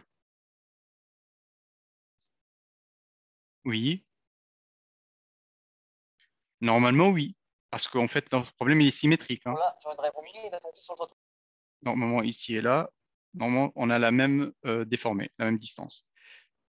Si tu veux vérifier, c'est facile. C'est-à-dire, tu vas prendre l'expression de la flèche à droite, l'expression à gauche, et tu vas nous définir en fait la valeur en x égale à 0 et en x égale à L. Tu peux faire le calcul tout seul, hein. Tu comprends, monsieur? Ok, très bien. Donc, par rapport à cet exercice, donc on va revenir en x égale à L sur 2. Donc, on va avoir l'expression de la flèche sur ce segment central. Et on va avoir en x égale à 0 l'expression de la flèche sur ce segment-là. Donc, on va avoir les deux expressions, l'une et l'autre. Et il faut juste injecter, hein. Ça, c'est la première équation. Ça, c'est la deuxième, hein. Donc, vous allez retrouver ici cette relation. Excusez-moi, monsieur. Allez-y, monsieur. Juste quand on dit flèche maximale, est-ce que c'est Oui, la plus haute valeur de la courbe F et la plus oui. basse, ou c'est juste la différence entre la plus haute et 0 ou la plus basse et 0? Alors, pour parler de la flèche maximale, normalement, c'est par rapport à 0. D'accord, donc on prend la valeur de la Attends, flèche maximale, c'est pas un ouais. maximum ou un minimum. Non, Ok, normalement, non. d'accord. Donc, attendez, je vais représenter. Donc, notre flèche, elle a cette forme, ok, à peu près, schématiquement. Si je parle de la déformée, c'est toute la ligne. Si je parle de la flèche, c'est une position instantanée, c'est-à-dire c'est l'écart entre 0 et la position du point. C'est-à-dire ici, on va avoir un maximum positif, mais là également, on peut avoir un max en valeur absolue, hein. Ça, c'est aussi une flèche. Ouais, ouais, c'était pour OK? savoir s'il fallait additionner ces deux-là ou pas pour avoir la flèche maximale.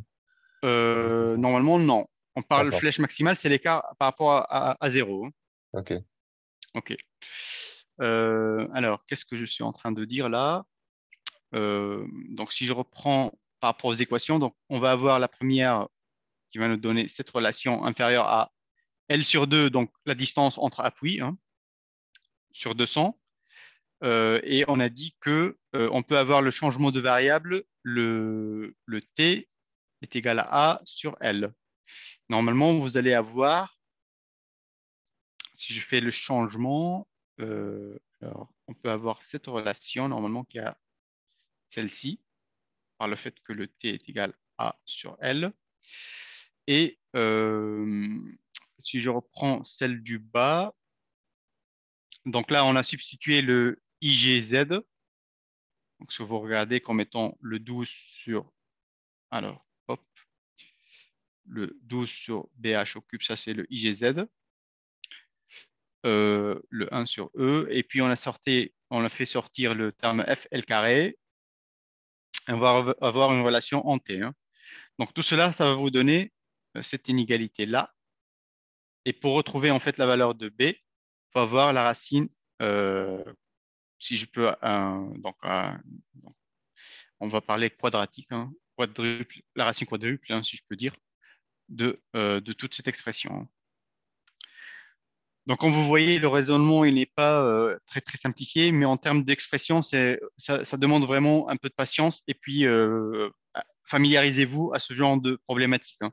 C'est-à-dire, ne vous limitez pas à la correction telle qu'elle est exposée, mais faites vraiment l'effort à faire les calculs parce que si vous laissez ça vers la dernière minute, ça va être un peu lourd quand même, hein. Il faut au moins reprendre le raisonnement. Alors, après, qu'est-ce qu'on a par rapport à cet exercice? Normalement, tout est fait.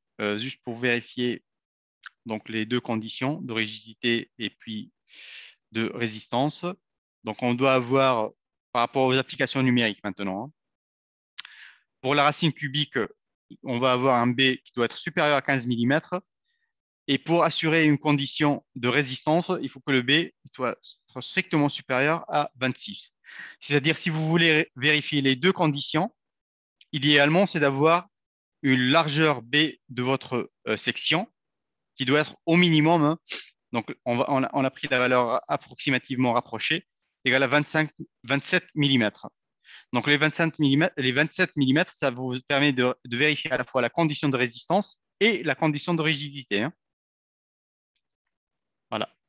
C'est-à-dire celui qui va se limiter simplement à une dimension de 15 mm ou une valeur inférieure à 27, c'est-à-dire entre 15 et 27 pour le B, il peut vérifier la condition de résistance, mais par rapport à la rigidité, sa poutre, elle ne va pas tenir en fait, hein.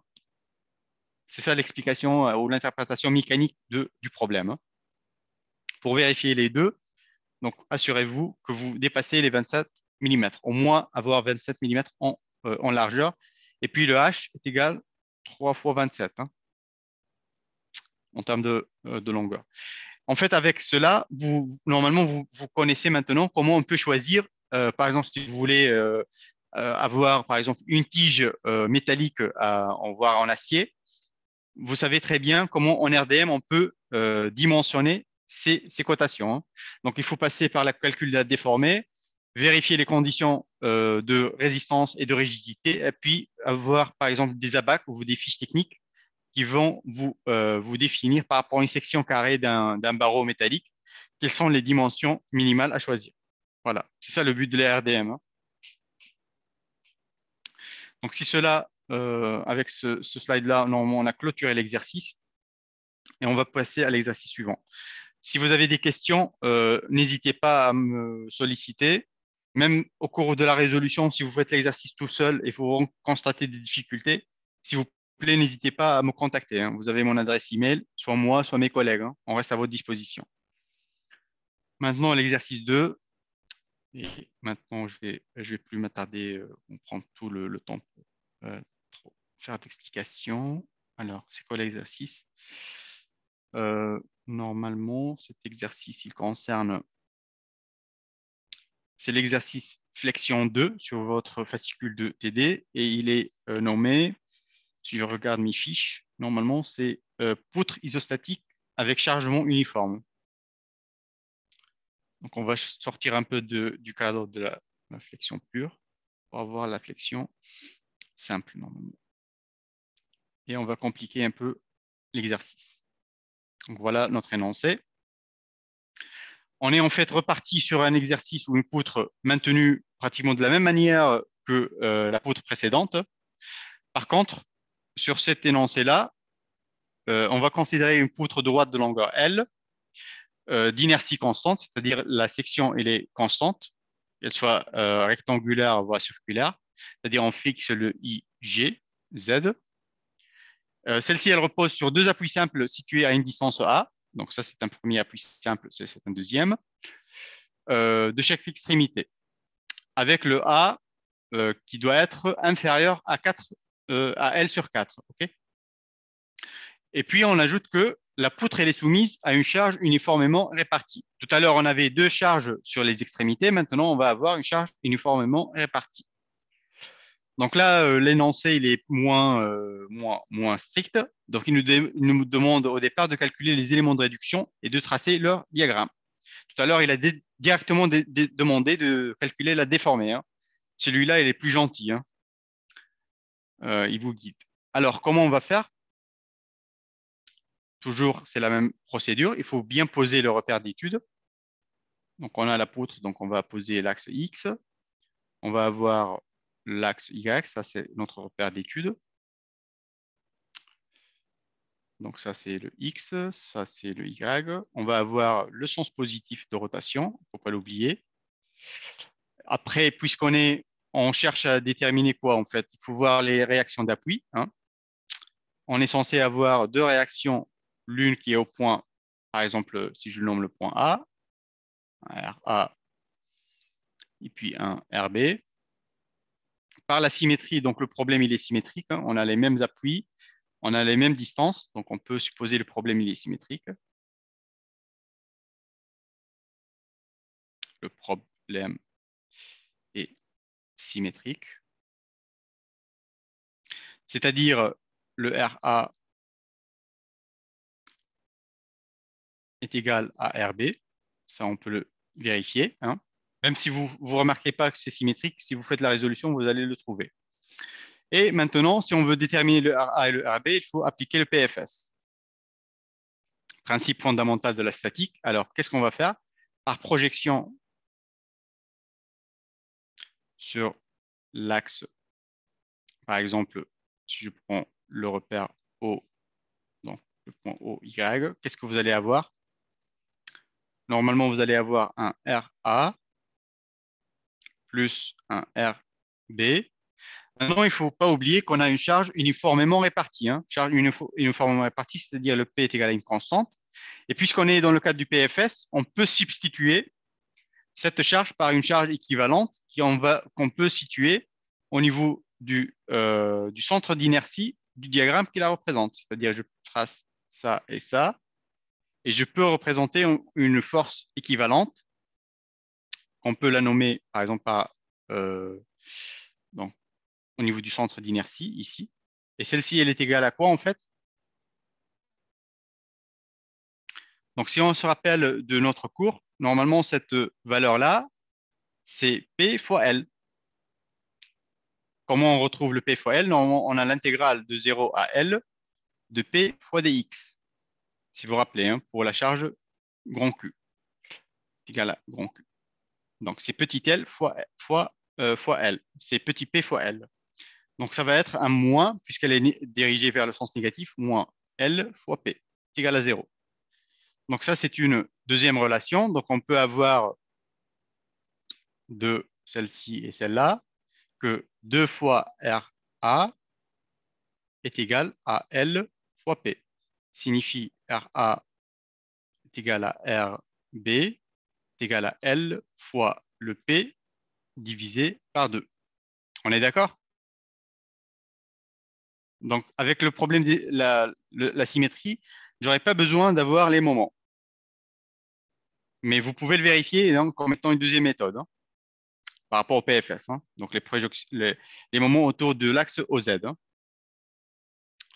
Alors, ça, c'est le PFS. Mais maintenant, on a besoin des éléments de réduction. Alors, comment on va essayer de les retrouver ensemble? Donc, je vais juste garder en haut et noter quelque part sur vos copies. RA est égal à RB est égal à P fois L sur 2. Et j'efface le reste. Alors, RA est égal à P fois L sur 2. Alors, qu'est-ce qu'on a en termes d'éléments de réduction? On peut se baser sur la méthode des tableaux. Donc, c'est la même chose que tout à l'heure. Hein. Donc, on va avoir un premier domaine entre 0 et A, un deuxième domaine entre A et L moins A, et le troisième, c'est entre... Alors, vous me suivez, hein? Ça, c'est X entre 0 et A, X compris entre A et L moins A, et X compris entre L moins A et L. Donc, par rapport, il demande les éléments de réduction. Donc, il ne faut pas oublier que le torseur des éléments de réduction, il a une composante N, une composante TY, une composante TZ, un MX, un MY, un MZ. Dans le cadre de notre étude, ce torseur-là, il va avoir que deux composantes, une TY et une MZ, qui sont non nulles. OK? Donc, pour le TY, qu'est-ce que vous allez trouver? Alors, aidez-moi. Il ne faut pas oublier donc les forces de réaction, ce qu'on appelait le RA et le RB, le sens positif de rotation. Ça, c'est le X. Ça, c'est l'axe Y. Alors, qu'est-ce qu'on a en TY? C'est-à-dire, vous allez positionner une section fictive et vous regardez à gauche. Donc, c'est quoi l'effort équivalent? C'est un moins. Normalement, cette distance, c'est X, facteur de P fois X sur 2, qui est égal à moins P X carré sur 2. On est d'accord? C'est-à-dire, c'est comme si vous avez considéré ce petit morceau-là et vous voyez à quoi ça correspond sa charge équivalente, hein. On n'a pas le droit de remplacer, hein, mais ça revient à ça. Vous avez la distance qui est X multipliée par la force équivalente, qui est P fois X sur 2. Donc là, on va ramener le moins Px carré sur 2. C'est toujours l'action de la charge répartie. Et je me positionne à un point G2, à une position dans cet intervalle. Alors, qu'est-ce qui va se rajouter? Il va se rajouter un plus RA. Et le RA, on a dit, c'est LP fois L sur 2. Donc, est égal à P sur 2, facteur 2, L moins X carré sur 2. Moins X carré, pardon. L moins X carré.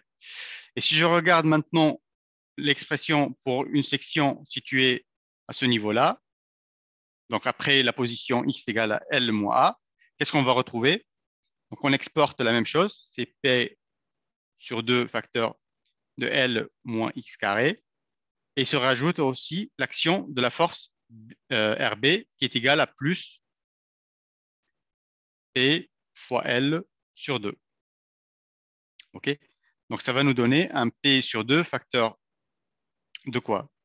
Normalement, c'est 2L, parce qu'on a L plus L, 2L moins X carré. Et on simplifie ça. Est-ce qu'on est d'accord? J'espère, hein? Vous êtes silencieux. Maintenant, si vous avez bien compris, j'ai besoin du MZ. Alors, qu'est-ce qu'on va avoir par rapport au moment? Aidez-moi, s'il vous plaît. Hop. Oh là là. Pardon. Allez-y. Est-ce qu'il y a quelqu'un qui peut m'aider? Vous êtes déconnecté?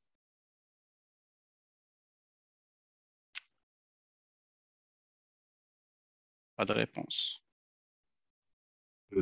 Allez-y, ouais, je vous écoute. On commence par ce premier morceau. Allez-y, c'est quoi?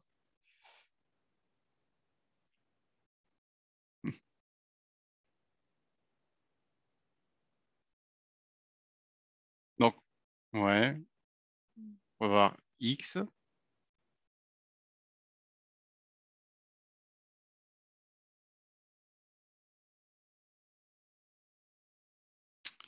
Attends, non, non, attends. Là, par rapport à tes Y, excusez-moi, là, c'est il faut virer le X ici, hein. Donc là, il n'y a pas de carré, juste pour être cohérent. Là, il n'y a pas de carré. Qu'est-ce que j'ai fait là? Et là, ça va être sans carré. Et là, c'est sans carré. Parce que ce que j'ai fait, en fait, c'est le moment, hein. Si je fais le facteur de P de X sur 2, c'est l'effort tranchant fois la distance. Donc ça, c'est le terme qu'on est censé avoir. Maintenant, il faut voir qu'on est dans le sens positif. Donc, ce serait un plus, hein. Voilà, pardon. Donc, ça, c'est un px carré sur 2. Là, tout à l'heure, on doit avoir un moins px sur 2, hein, seulement. Voilà, pour corriger la chose. Allez-y, monsieur, continuez sur la deuxième partie. Donc, on va avoir le moment de la charge répartie qui est le px carré sur 2.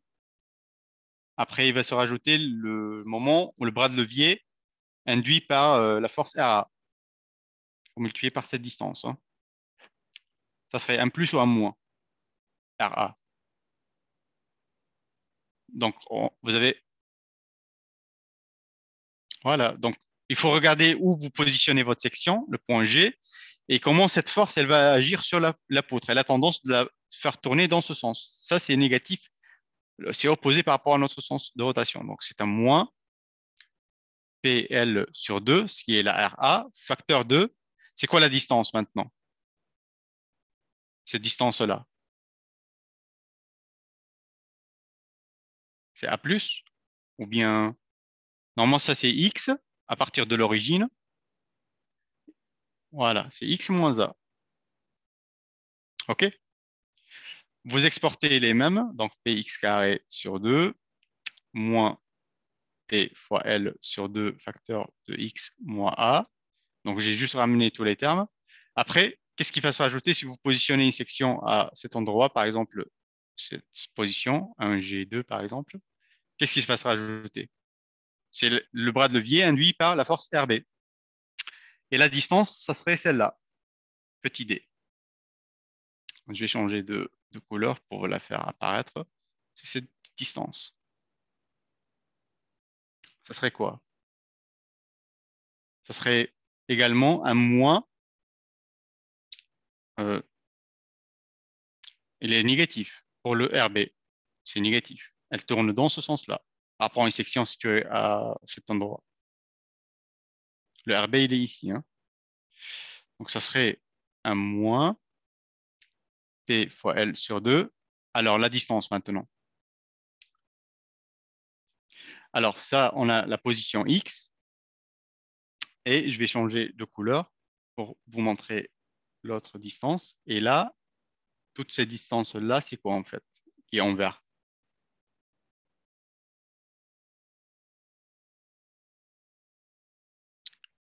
C'est L moins A. Donc, vous allez avoir un X moins le L moins A.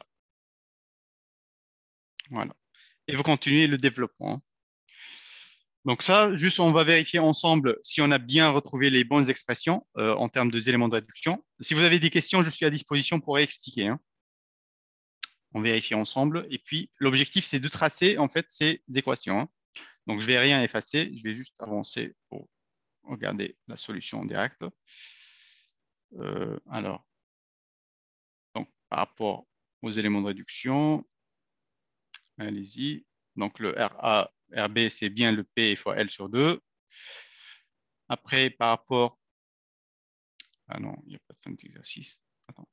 Les équations de réduction, est-ce qu'il les a présentées ou pas? Non, ce n'est pas le bon lien. Deuxième. Voilà. On va vérifier l'équation. Je vais juste effacer que la petite partie en haut parce qu'on a le moment de flexion là-dessus. Je vais effacer juste ces éléments pour faire apparaître les équations et vérifier si on est bon ou pas. Donc, par rapport au moment, on a le px carré sur 2, on est bon. Par rapport à la deuxième, on a le px carré sur 2 qui se présente ici, c'est ce terme-là, moins le p fois L sur 2 facteur de x moins a, on est bon. Et pour le troisième, bon là, il a considéré la symétrie du problème. Il a dit que le moment de flexion en x est égal au moment de flexion en L moins x par rapport aux extrémités. Mais on peut le vérifier après, hein, il n'y a pas de souci. Maintenant, si on veut faire une vérification supplémentaire, rappelez-vous bien, on a dit que dans le cours, on a démontré que la dérivée du mz sur dx est égale à moins ty. C'est-à-dire, si vous faites la dérivation par rapport à x de mz, il faut retrouver moins l'expression qui est sur la ligne des efforts tranchants ty. Okay, ça, c'est une façon de vérifier encore, hein. C'est-à-dire, si je dérive le terme, par exemple celui-là, du milieu, qu'est-ce qu'on va obtenir par rapport à x? On va avoir un P fois x moins P fois L sur 2, et c'est tout. Donc, si je regarde bien, ce terme-là, ce serait quoi? Là, il y a un 2 qui manque. Là, le 2, il est parti. Alors, normalement, j'espère que je ne me suis pas trompé, hein, parce que là, j'ai un P fois X sur 2 et j'ai un P fois L sur 2. Ça, c'est bon. Euh, la dérivée. Voilà. Il y a un terme qui me chiffonne là. En termes de dérivation, on n'a pas trouvé. Si je regarde celui-là de gauche, donc j'ai 2, donc ce serait un P fois X. Il y a le 1,5. D'où est-ce qu'il paraît ce 1,5 là? Attendez, s'il vous plaît. Je vais vérifier quelque chose. Donc, normalement, j'ai ce slide-là que je vais vous exposer sur l'autre écran. Comme ça, on peut raisonner ensemble. Alors, pour moi, j'ai fait l'erreur parce que j'ai considéré le centre, en fait. Moi, mon erreur, c'était au départ, elle était à ce niveau-là. Parce que toujours, j'ai pris un x sur 2, alors que ce n'était pas un x sur 2, ça doit être un x. C'était un p fois x en termes de la contrainte. Égale moins p fois x. Également ici, le premier terme, le 1,5, ça c'est l'erreur que j'ai induite hein, par rapport au 1,5. Donc je reprends. Donc l'effort équivalent à une charge uniformément répartie, c'est P, c'est fois la distance. Pourquoi? Parce que l'unité ici, c'est des newtons. La charge répartie sont des newtons par des mètres. Et le X sont des mètres. Hein.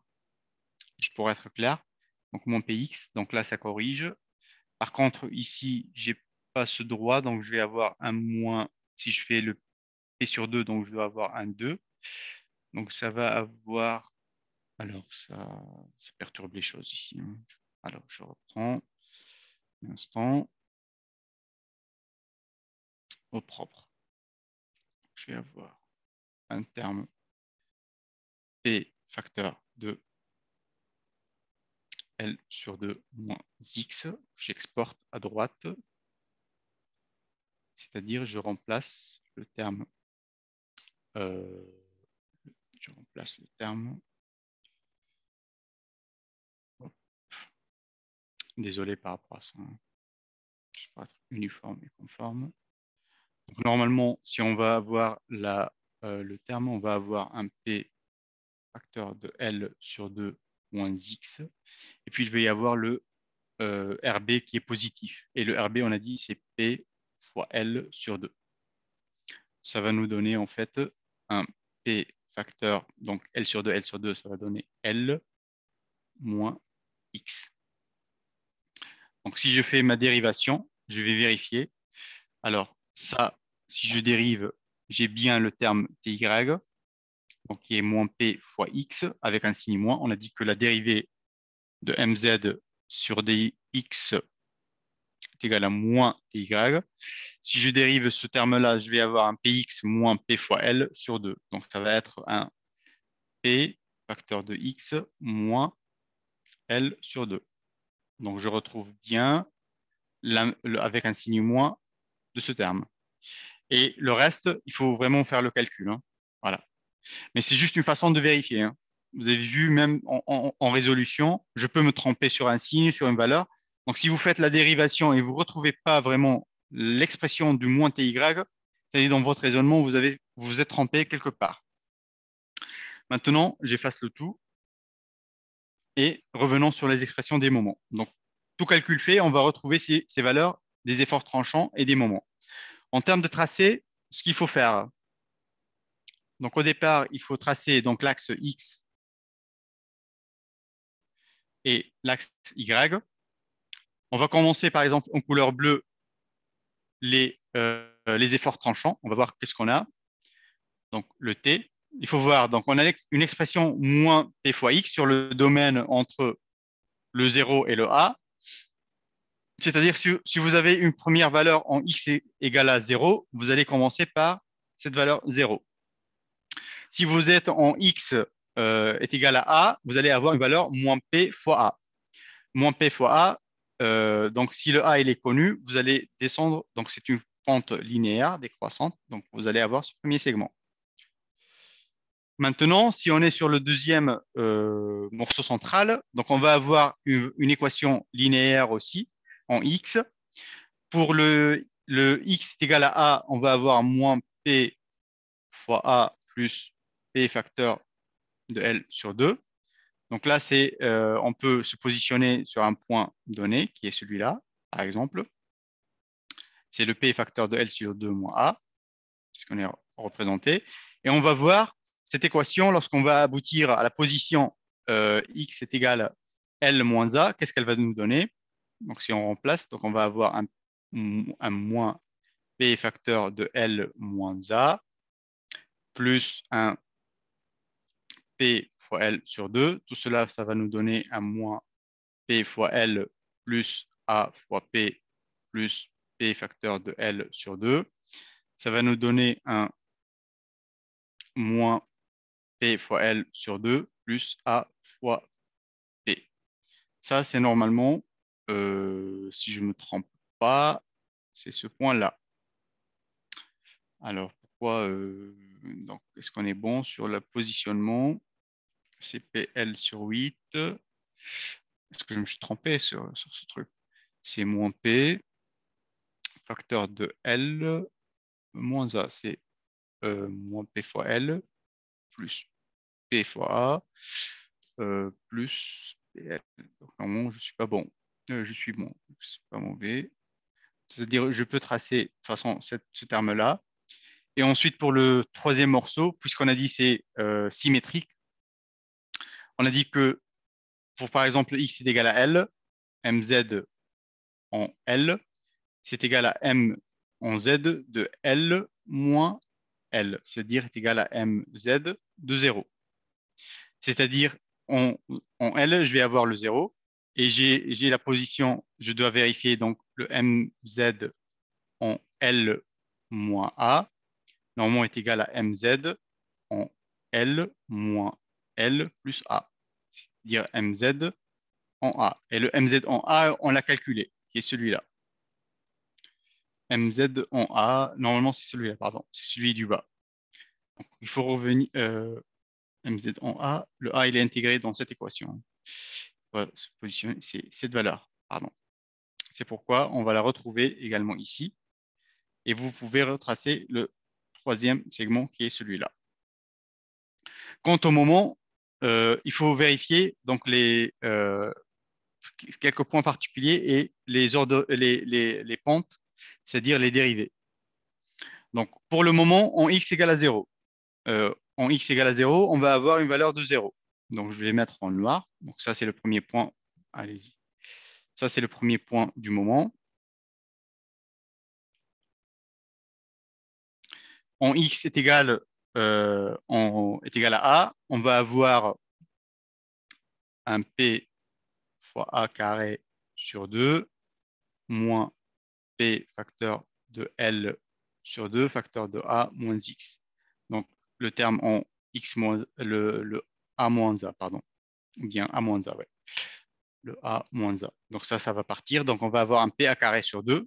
Donc, PA carré sur 2, on va le considérer ce point-là. Maintenant, comment je vais connaître comment est-ce que ma courbe, elle va partir? Je sais très bien que la dérivée du moment sur dx est égale à moins ty. C'est-à-dire, il faut regarder le ty, le ty en x est égal à 0, et je regarde le signe moins. C'est égal à combien en 0? Ty en 0, normalement, c'est égal à 0. C'est-à-dire, j'aurai une pente, une tangente horizontale. Je regarde maintenant moins ty en x est égal à a. J'aurai la valeur, laquelle? Ça serait un moins de moins p fois a plus p, euh, p, pardon, p fois l sur 2. Ça, c'est normalement, c'est un terme qui va être égal à A fois P moins P fois L sur 2. Normalement, le A, il est inférieur à L sur 2, c'est-à-dire le terme, il est négatif. C'est-à-dire, je vais avoir une pente, une tangente négative. OK? Ce qui va vous permettre, en fait, de créer ce premier morceau. Vous comprenez le raisonnement? Vous réfléchissez. Est-ce que c'est clair ou pas par rapport au tracé? Est-ce qu'il y a quelqu'un qui n'a pas compris le traçage, par exemple?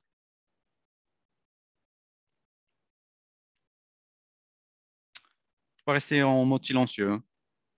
Donc, soit vous réagissez sur le chat, soit vous activez votre micro. La parole est à vous, hein. OK, vous avez compris. OK, très bien.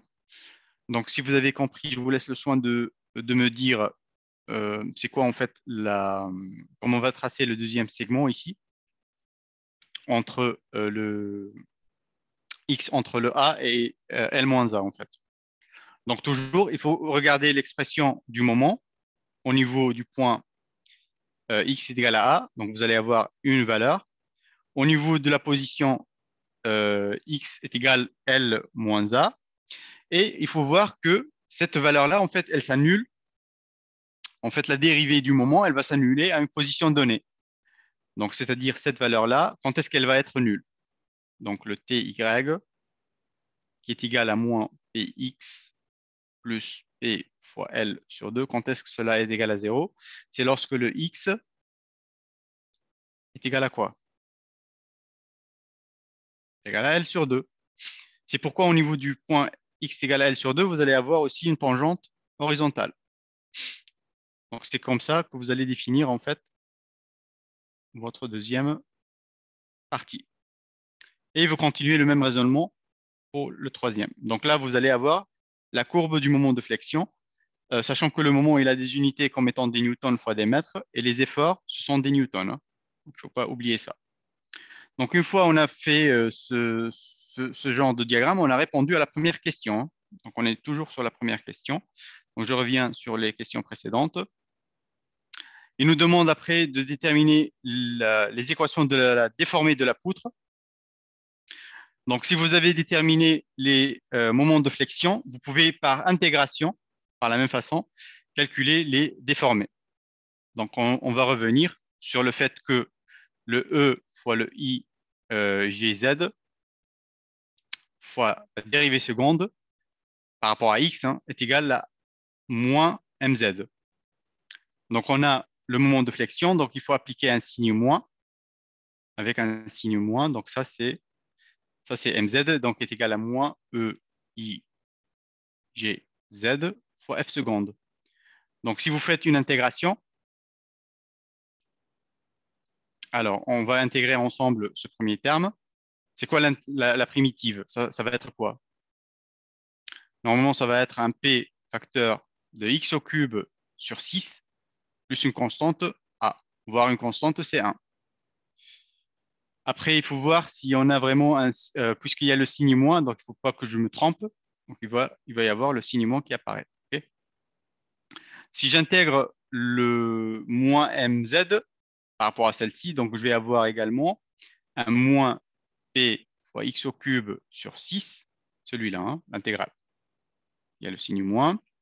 Et après, il va y avoir un plus p facteur de L sur 2 facteur de x moins a au carré. Et en fait, il va y avoir un terme en 4 ici. Donc, ça va être un p, donc le moins celui-là, plus un p fois L facteur de x moins a au carré sur 4. Et il ne faut pas oublier une constante d'intégration.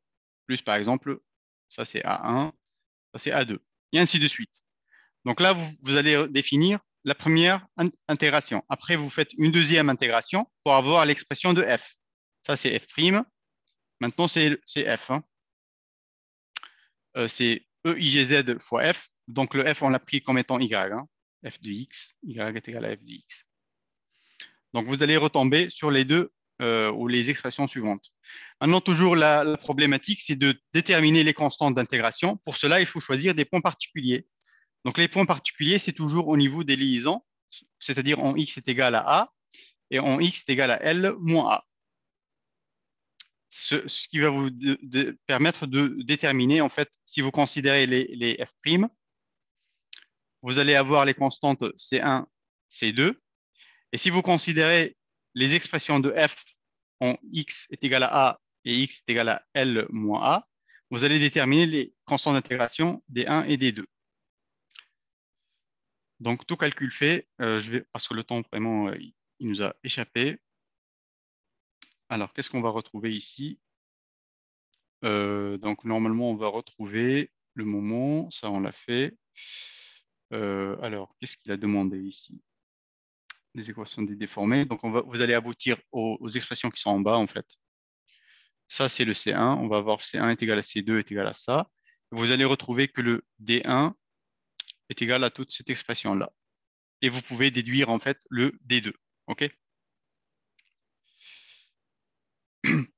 Donc, si le raisonnement il est bien, ce que je vais faire, je vais vous donner en fait les exercices qui sont supposés être faits sur cette séance et je vous invite vivement à les faire chez vous, tranquillement, s'il vous plaît, hein. Donc, là, comme je l'ai dit aux personnes qui étaient à l'amphi, travaillez les chapitres après chaque séance. Ne laissez pas le tout vers la révision, hein. Donc, ne quittez pas. Je vous donne les choses sur le menu discussion. Je vais basculer les exos. Comme ça, vous aurez, pour ceux qui veulent travailler, donc c'est ce qui était supposé être fait pendant la séance, hein. Donc, moi, je n'ai pas vraiment le luxe de tout traiter. Alors, ça, c'est le menu discussion. Ça, c'est les exos. Et ça, normalement, vous pouvez les télécharger, hein. Alors, qu'est-ce qui vient de passer et qu'est-ce qui ne vient pas de passer? Vous avez flexion 1, flexion 2 et torsion. Avec cela, on vient à la limite de notre séance. Donc, si vous avez des questions par rapport à ces exercices, s'il vous plaît, n'hésitez pas à me contacter, soit moi, soit mes collègues. Mais s'il vous plaît, faites l'effort de les travailler chez vous, hein. Je sais très bien et je comprends, c'est que trop insister sur quelque chose, c'est parfois très embêtant. Mais c'est juste pour vous dire, ne ratez pas la matière. C'est une matière facile pour les gens qui la révisent à temps. OK? Et je vous remercie pour votre attention.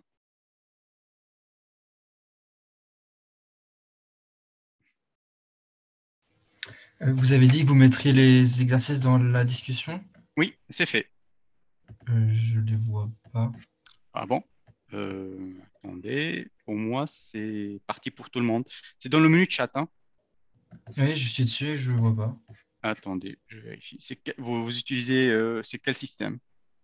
Le chat de discussion? Salle de discussion. Est-ce que si j'écris, par exemple, ça, vous recevez quelque chose de ma part ou pas? Ah, je vois pas. Non, C'est-à-dire, là j'ai reçu votre le oui, mais j'ai pas le. OK, attendez, je vais basculer. Pour les autres, vous voyez les exercices? C'est exactement les mêmes que sur MLS. Donc, les noms, je vais vous les noter. Vous pouvez le télécharger sur MLS. Donc, vous avez le T03.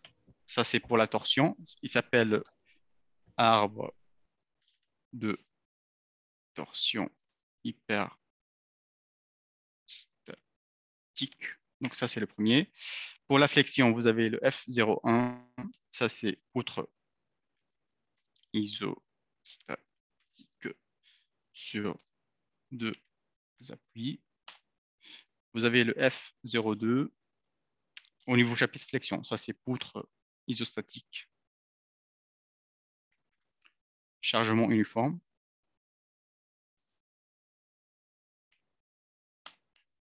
Et vous avez le F03 qui est poutre isostatique, superposition de chargement.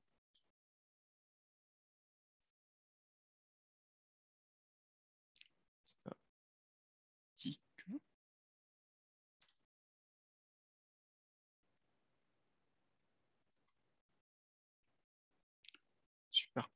Position de chargement. Est-ce que pour les gens qui n'ont pas, au moins qui n'ont pas réussi à télécharger sur le chat, au moins vous retrouvez les exos sur le MLS, hein? Oui, merci beaucoup. Très bien, je vous en prie. Juste une dernière question. Est-ce que pour vous, les gens à distance, pour la partie torsion, vous voulez que je vous enregistre quelque chose ou pas par rapport au cours? Vous considérez que c'était bien acquis?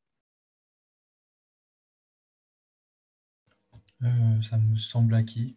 Après, Très bien, ok, c'est fait. Après, pour les autres, si vous avez des difficultés, voilà, mon adresse mail, je peux vous la noter.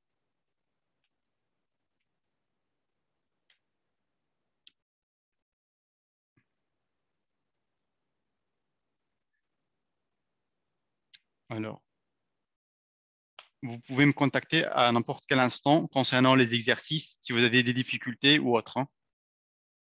Toujours dans le cadre de notre chapitre et de nos exercices, hein, s'il vous plaît, hein.